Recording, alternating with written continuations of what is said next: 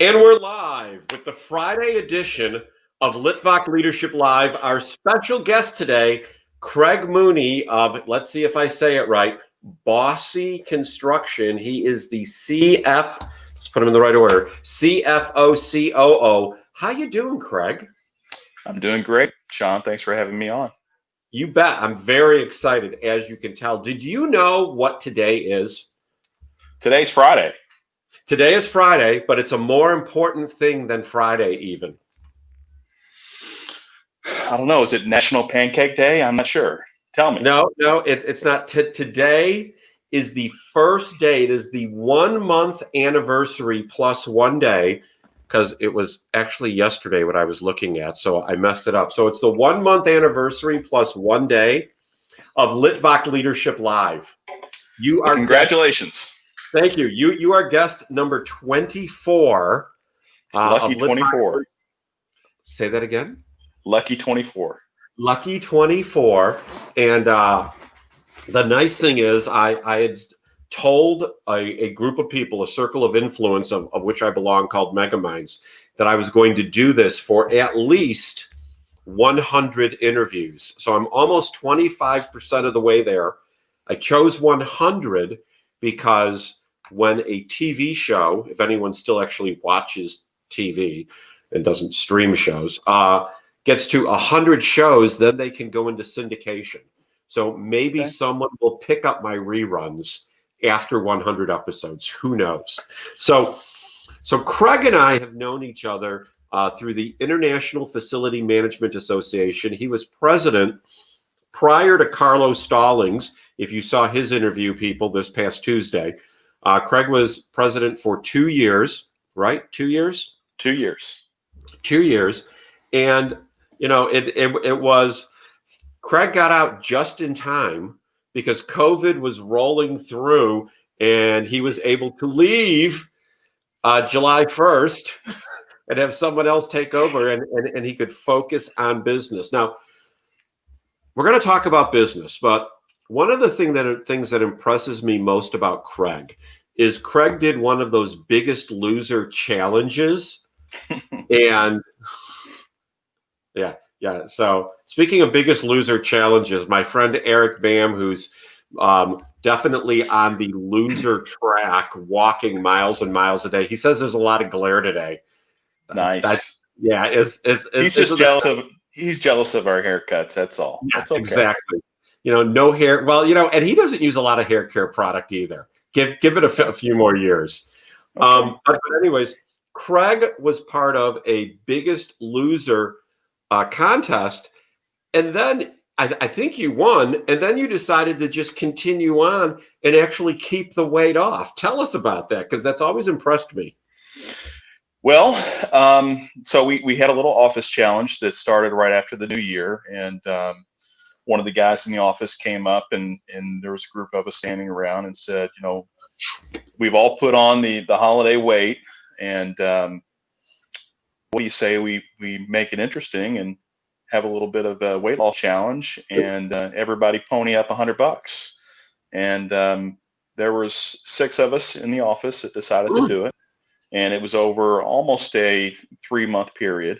And I'm happy to say that I won the challenge, as you already alluded to. So exercise has always been important to me. I'm 45, and I still get out and play basketball on Thursday nights, mostly with 20s and 30-year-olds, and try to hang with them as best as I can. I try to run 4 or 5 days a week. And I really do it so I can eat more, Sean. Love food, love all types of food. There's rarely a food that I shy away from. So in order to keep up with my passion for food, I have to make sure that I fit in exercise every day. Absolutely. Walking the dog has become more of my exercise. But today, as I was walking Solomon this morning, I was like, you know, I got to get back to the gym. So Monday, it is time to get back to the gym. Well, good. I am glad to hear that. But you've had the discipline to, like, at least from when I saw you, because, you know, COVID, no one's actually seen each other in a while. Sure. You've had the discipline to like keep it off. Yeah. I mean, what is your, other than your love of food, how are you doing that? Well, fortunately, my gym reopened June 1st, and I belong to Anytime Fitness right across from my neighborhood. And, they've got all the safety protocols in place. And fortunately, or fortunately for me, maybe unfortunately for them, their attendance isn't really high. So the Mhm. biggest day that they've had since I've been going back has probably been about 8 people in there besides me, and a space that's probably, I don't know, 2,500, 3,000 square feet. So Sure. can get in there, can hit the weights, hit the treadmill, and can do it in a safe way to where you're not on top of each other. So I've had that, and then also we do have a treadmill and an elliptical in the basement of our house. So if the schedule's pretty tight for the day, I can go down and I can always work in 20, 30 minutes. So it's just become a part of my life. Really, I would almost equate it to a habit because if I don't get a workout in during the day, I feel like a part of me is missing that day. So Sure. in fact, my wife tells me, my wife is a nurse practitioner, and she tells me, Craig, you probably exercise a little too much. And, maybe I do, but it's just one of those things that I've got to have each day. Yeah, I understand that altogether. All right, so let's talk about construction and COVID. Now, Okay. when I know you all were deemed an essential business. So when the country shut down for 6 weeks, were you all out on job sites during that time frame? Yes, we never stopped working. In fact, here in the corporate office, we're located in the Bluegrass Industrial Park in J-Town. We continued to work on a daily basis here inside the office. Now, there were some changes due to COVID. On a big project site, when we're building a hotel, an office, retail, apartments, whatever the case may be, there's typically a weekly job site meeting where all the subcontractors are there, our project manager, the architect, maybe representation from the ownership, and everybody's there. And we're talking about what has been accomplished in the previous week, what's on slate for the next 2 weeks, looking at the schedule, trying to identify issues that certain subcontractors might be having on the job site, and just trying to problem solve and keep the project moving along. Those meetings ended in person around that time in the middle of Hmm. March. So, we had to switch gears and start handling a lot of business through telephone, through email, through Zoom calls. The world survives now with Zoom calls and video Right. conferencing. But we were already on site with, I think at that time, 8 major projects. And Wow. crazy enough, I think it was maybe the middle of February, we had a hotel start at the corner of 8th and Jefferson Street downtown. Woo. And that hotel for us has been a challenge, not only with COVID, but also with the protests in downtown Louisville, Mhm. just because it's really close to Jefferson Square. And we've had some issues a few different times with getting materials to the site, getting workers to the site. And it's caused a little bit of delay, but for the most part, we have been able to keep the project on schedule. But we had 2 projects, one in downtown Louisville and one in downtown Dayton, that has delayed due to COVID. It's not completely tossed aside. It's on the shelf. Maybe at least the one downtown might be pushed out into 2021, maybe as late as early 22. All And right. we're still talking about the one in Dayton for possibly the spring of next year. So we were very fortunate. We didn't have to lay anyone off. We kept everyone working. We've continued to build. We've continued to renovate, and we're we just met the other day talking about a very large project in downtown Louisville. It's not something that I can announce yet because we have not been awarded the project, but Right. there are still things moving in downtown Louisville. So I go on construction sites on a regular basis because the company that I work for not only provides day-to-day janitorial service for businesses, but we also provide construction cleanups. And it seems like, everyone is all PPE'd up as they would be.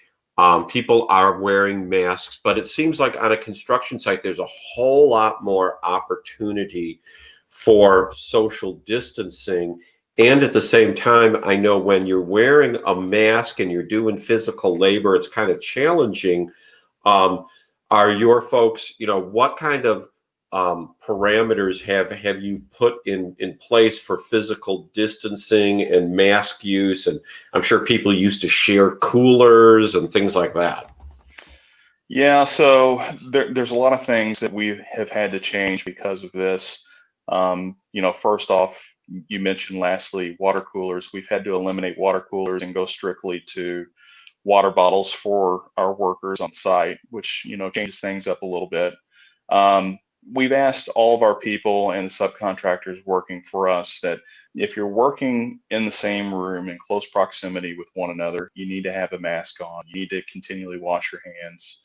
You need to social distance. But if you can work safely in an area by yourself and you're not at risk of being in contact with someone for an extended period of time, um, you know, we allow that flexibility for someone to take a break and not have to wear the mask. Um, it's difficult, sometimes when you've got 7, 8, as many as 10 trades working at a building site at the same time, it's difficult to police that and make sure that it's happening.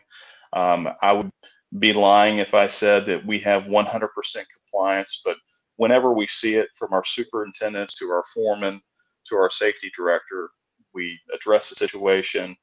We get them putting the mask back on and Absolutely. explain to them the situation and keep things moving in as safe a manner as we possibly can. But we've been very fortunate because to this point, we haven't had a subcontractor working on our job site that has had a confirmed case.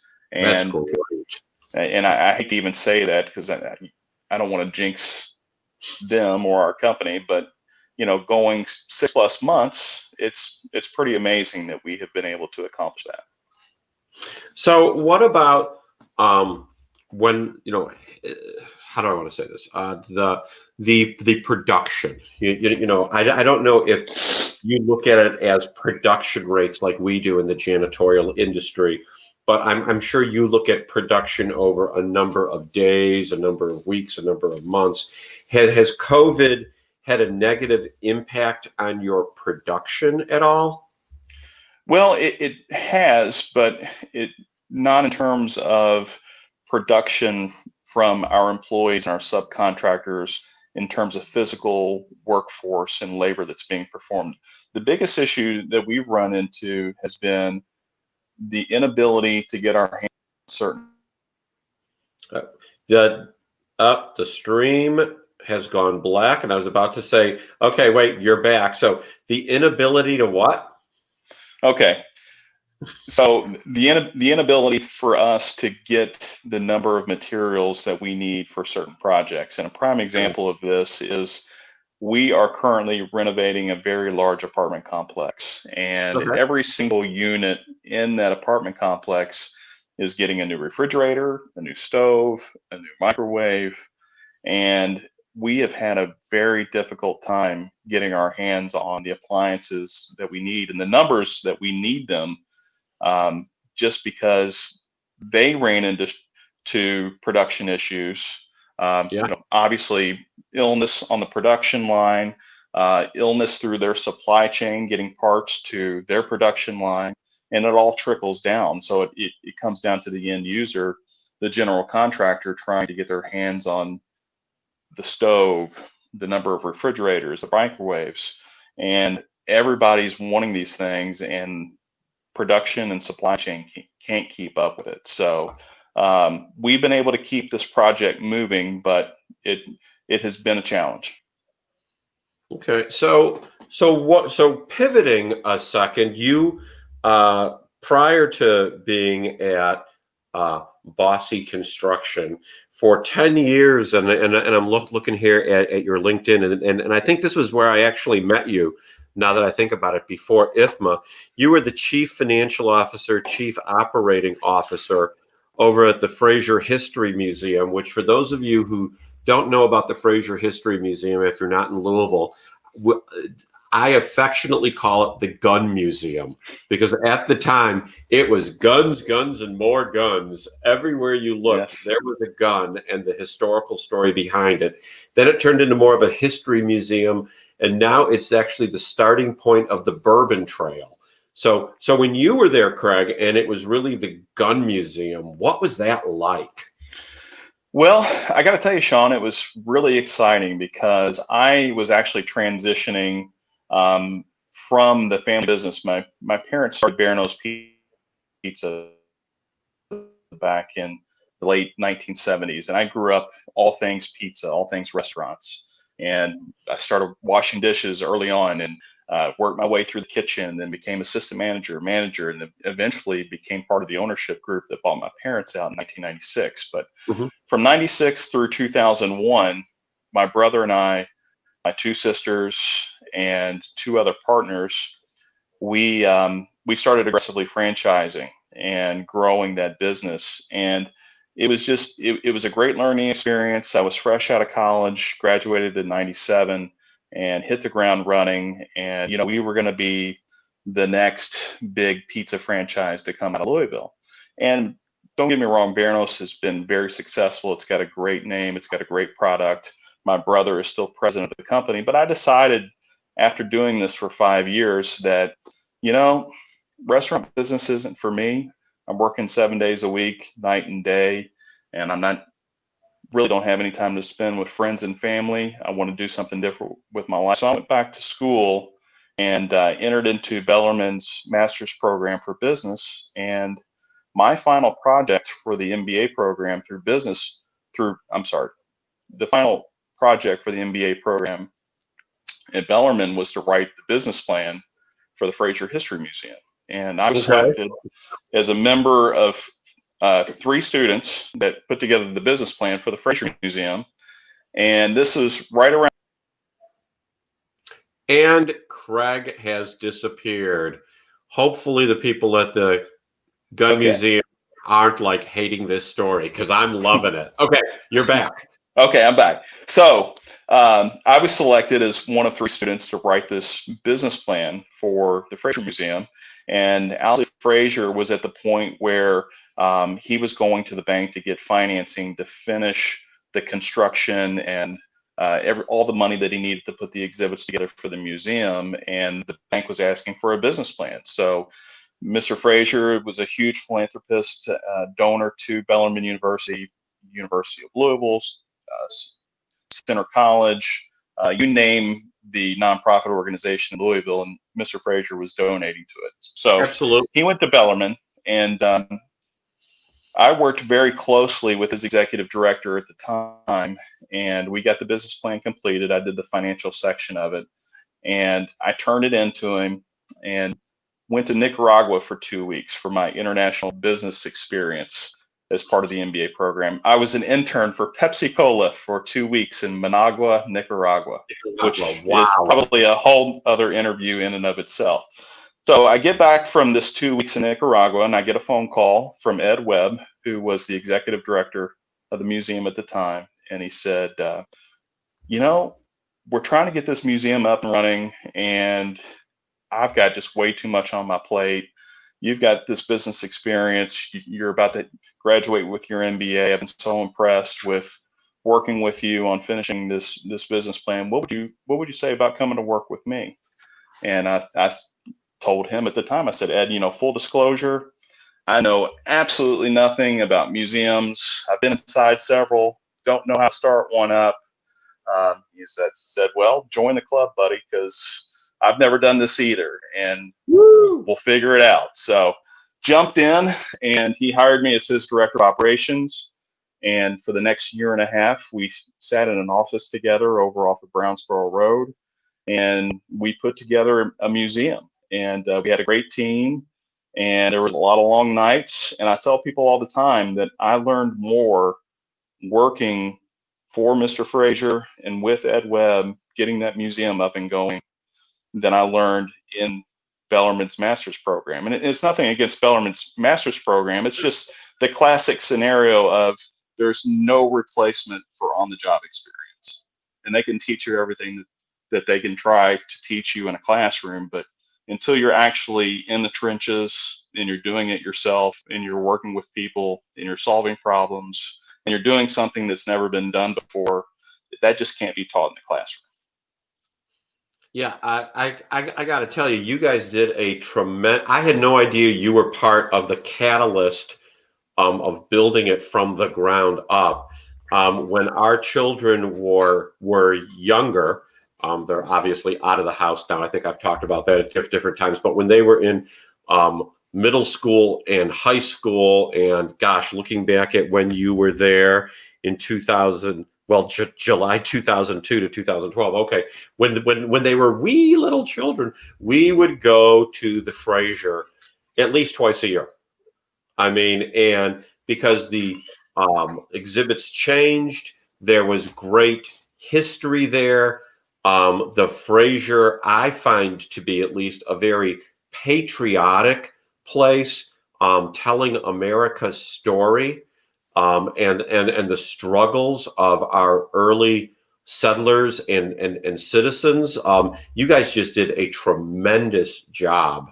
And then after you left, it all went to pot. No. I'm kidding. No, I appreciate that. It was a great opportunity for me because my undergraduate degree was in history, my master's degree was in business, and I guess I couldn't have found more of a niche within a niche to become director of operations and eventually CFO and chief operating officer in running the business side of a history museum. I mean, it's a diamond in the rough. But one of the things about the Frazier Museum that a lot of people don't know this is that Bosse Construction was the general contractor that renovated the building. And wow, so look at that story. I was Mr. Frazier's owner's representative on the renovation of the building from 2002 until May of 2004. And Boyd Busse, we had this conversation before the interview. Boyd introduces himself as Busse. That's how he pronounces his last name, but the community calls us Bosse. Boyd Busse was the project manager for Bosse Construction for the renovation of that building. So he and I worked together closely for 2 years, getting the building ready to open to the public. And then we stayed in contact. Bosse Construction did some renovation for us. I think it was in 2010, 2011, in preparation for the Princess Diana exhibit that was coming into town. And then in 2012, unfortunately, Mr. Frazier passed away. And about a month after Mr. Frazier passed, I had lunch with Boyd, and things were continuing to be successful here, and they were getting busier. And same type of situation again, just 10 years later with Ed Webb, who worked for Mr. Frazier, where Ed was saying, this is just overwhelming. I need help. Boyd takes me to lunch and he says, hey, would you consider coming to work with me in the construction business? And again, I said, Boyd, full disclosure, I know very little about the construction business. Never worked for a construction company. But one thing that I have found in my career, not only in college, but professionally, is, I'm not afraid to jump in and figure it out. If you just give me some time and you give me the tools and you work with me, and you're not looking for someone that's a seasoned veteran in the construction business, then I'm your guy. And he said, that's exactly what I'm looking for. I'm looking for somebody that will fit in with our culture, will grow with us, and somebody that doesn't have 25 years of baggage from another company that I'm going to have to break all those bad habits. So it'll be 8 years next month that I've been here, and I love the Frazier Museum. It was probably one of the best 10 years of my career. But I'm so glad that I made the move because I love it here. I love what we do, and I love the reputation this company has. And we've got amazing people that work for us. And all you have to do is look at our Facebook page, and you're constantly seeing that so-and-so is celebrating their 20th anniversary. And we've been open for 20 years. So I jokingly say we're like the Hotel California. You can check out anytime you want, but you can never leave, because we treat people so well here. They never want to leave. So it's a great place to work, and I hope I retire from here.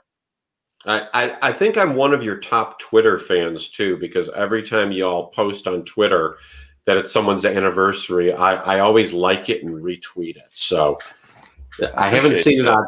I'll need to look for it on Facebook. I see it more on Twitter. So you've had a tremendously diverse career, from family restaurateur to building a museum to running a construction company, and not just the operations of it, but making sure the cash flow happens and that profit is happening. What do you attribute your success to? Because you've got a great story. Well, people say it all the time, but you really have to hire the right people. You've got to hire people that are smarter than you, that know more in their area than you know. And you need to get out of the way. You can't micromanage them. You got to trust them. You've got to use them as your advisors. And you need to discuss things openly, honestly, and take that information that they provide you and make good decisions. And don't look back. You're going to make mistakes. You can't sit around worrying about whether or not you're making a good or a bad decision and stall things out. You just got to take the information that you've got. You've got to make a decision, and you've got to move on. And if you've determined that it's a wrong decision, you've got to pivot and use that new information and go in a new direction. And be flexible, quick, and nimble. And I think that's something that I have learned over time. And then I've also learned, Sean, I was telling my son this the other day, because we're starting to have a conversation about college. He's a junior in high school. And I said, when I started college, I was not ready. I remember walking out of my first college class, went to Bellarmine undergrad, and I walked out of my first political science class. It was an 8 a.m. Monday morning class, and I walked out of there and I said, college is not for me. This place is going to eat me alive. There is no way I'm ever going to make it. But you know what? I kept grinding it out. I kept going. I kept trying. I showed up every day, and my first semester was pretty bad. I hit for the cycle. I had an A, a B, a C, and a D. Well, there you go. So I hit for the cycle, and then you know what? My second semester of freshman year, I kind of figured it out, and then by the time sophomore year through senior year came along, I was a really good student. And but I continued on to tell him, when I went back to Bellarmine as a master's student, again, same thing. First class, walked out of that first class and said, there is no way that I'm going to finish this master's program. And you know what? I ended up finishing top of my class. I was the only one that finished with a 4.0. I was very proud of that, because when I walked out of that first class, I thought I was going to be the first one in my class to exit the program. So, the reason I tell that story is because I have found in life, through my educational career, my professional career, just don't be afraid. Jump into it, put your heart and soul, blood, sweat, and tears into it, and you're going to figure it out, and you're going to be successful. And surround yourself with good people, and listen to them, utilize them, and don't be afraid to make decisions, and don't be afraid to make mistakes. Just learn from your mistakes. And I think that is what has helped me to be successful, not only in the restaurant, but the museum and here at Bosse Construction. And I think everything you said was right on. But one thing I just want to emphasize for people watching now, and that will be watching the replay, because we always have a lot of people watch the replay both on Facebook and on YouTube, is don't be afraid to make mistakes. I think so many people limit themselves out of fear of making mistakes and thinking, well, what am I going to do if it doesn't work? And those are the people that, if they've got great ideas or even not so great ideas, just try. just go out and do something, and you're going to learn. I mean, without failures, I think it would get boring. I don't know. Am I crazy? No, I agree with you totally, but you might be a little crazy. Okay. It runs in the family. We're going to be interviewing another family member next week, so you'll see where that one comes in on the crazy cycle too. So you also on your LinkedIn, as we're winding at the 28-minute mark, under top skills, do you know what your top 3 skills are on LinkedIn? Well, Sean, as you know, I don't check LinkedIn as often as probably some of your other listeners and viewers, but remind me of my top skills. Yeah. Craig is not real LinkedIn focused.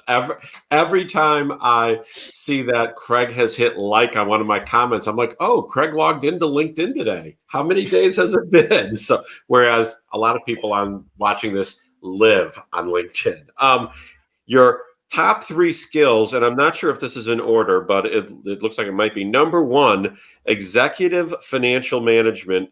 Number 2, leadership. And number 3, business planning. So do those 3 phrases sound like Craig Mooney to you? Well, I don't know, but they sound really important, and they sound like something out of a Ron Burgundy skit. I have many leather-bound books and furniture made from rich mahogany. But no, I guess I put business planning on there because I have written 2 business plans in my career. I'm about to help someone actually on Monday, a relative of mine, with a business plan that she's trying to put together. And, executive financial management, I think that speaks for itself. Obviously financial management within the 3 different positions that I've been in recently. And then I also serve on the finance committee for the Kentucky Science Center. And I'm also part of the board of directors for the Construction Financial Managers Association. So it's just one of those things that I've just always been really good with financial management and budgeting and forecasting and things like that, and I enjoy doing it. And as far as leadership, I guess that just naturally comes with the territory, because in every position that I've been in, I have led people, and I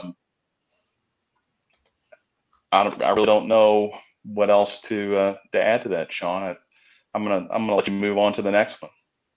Okay, so in our final 2 minutes, because we're at now 31 minutes, and since we're a 30-minute show, we always run slightly over as people walk away from this today. And this is your opportunity to have them remember Craig Mooney or remember a piece of advice that you give them. What do you, in 2 minutes or less, what impression, word of encouragement, word of knowledge do you want to give the viewers? Oh gosh, I guess one of my favorite sayings that I say kind of jokingly is, I take it from the great Master Yoda from Star Wars. Do or do not. There is no try. Sorry, that was my terrible Yoda, but do or do not. There is no try. And I just think that allows people to break away with the same thing that we've been talking about, the common theme of don't be afraid to fail. Just jump in and do it. Don't try to do it, just do it. And you might fail, you might fall on your face, but you know what? It's going to be a learning experience, and you're going to be a better person for it. You're going to be a better employee for it. And if it's in a personal situation, you might be a better spouse or a better partner or a better friend for it. So don't be afraid to make a mistake. Jump in there and do it. That was a great Yoda, and a great word on top of that. And the best part is recorded, so I can use that as a promo now. I love it. Well, maybe next time I'll do my Chewbacca impression for you.